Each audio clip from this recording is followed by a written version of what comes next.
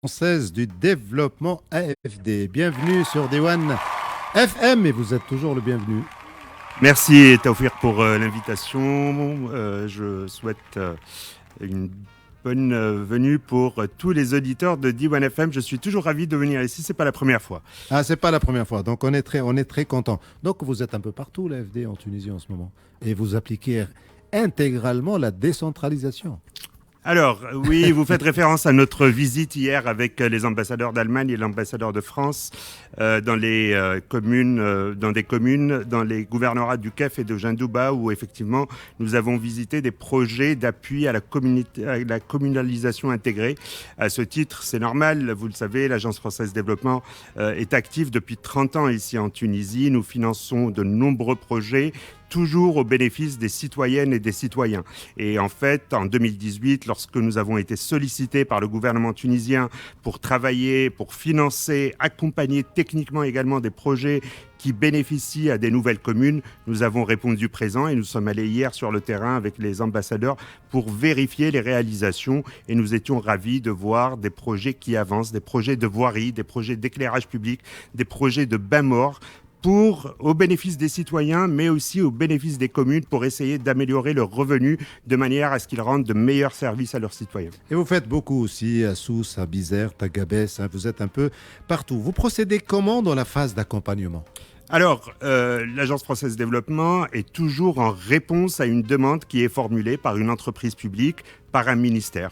Et donc, nous recevons des demandes de financement et d'accompagnement technique et nous procédons avec nos maîtrises d'ouvrage, c'est-à-dire les entreprises, les ministères, à l'élaboration d'un projet et ensuite au suivi de chaque étape du projet. Et lorsqu'il y a besoin d'ajouter au financement en prêt, puisque le prêt est l'outil principal que nous utilisons pour financer les projets. Lorsqu'il faut ajouter des composantes d'assistance technique, nous allons, avec nos contreparties, essayer de trouver les meilleures compétences, le plus souvent des compétences tunisiennes, mais parfois aussi des compétences étrangères, pour apporter une valeur ajoutée technique, de manière à ce que le projet ait le maximum d'impact toujours pour les citoyennes et les citoyens. Et vous donnez la priorité au climat, parce que c'est à la mode maintenant.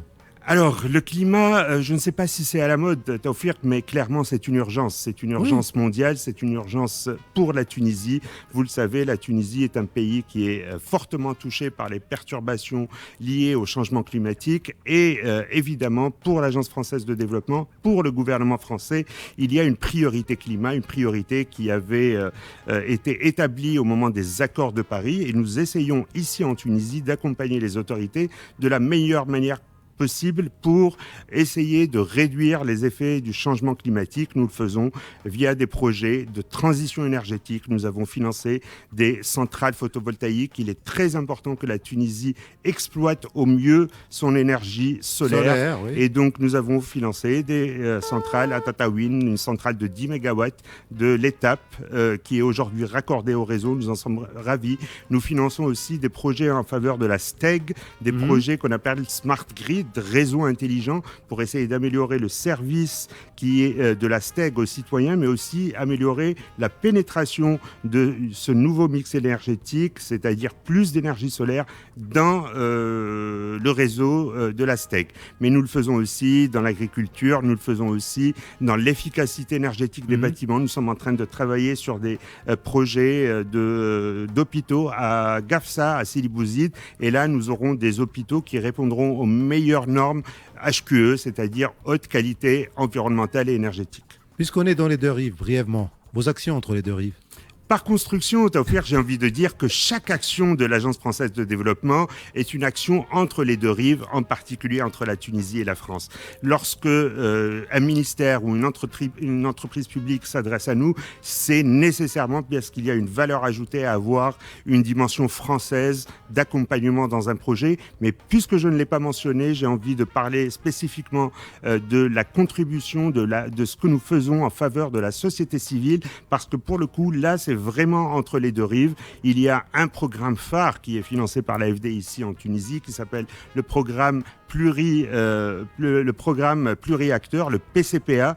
Et là, ce sont plus de 80 associations, collectivités locales, institutions tunisiennes et françaises qui travaillent ensemble pour renforcer la société civile tunisienne face aux défis que connaît la Tunisie, de manière à avoir plus d'impact sur le terrain, notamment en matière de changement climatique, mais pas humain, mais pas uniquement, puisqu'on travaille aussi sur les questions de droits humains, sur les questions d'économie sociale et solidaire, sur les questions d'éducation.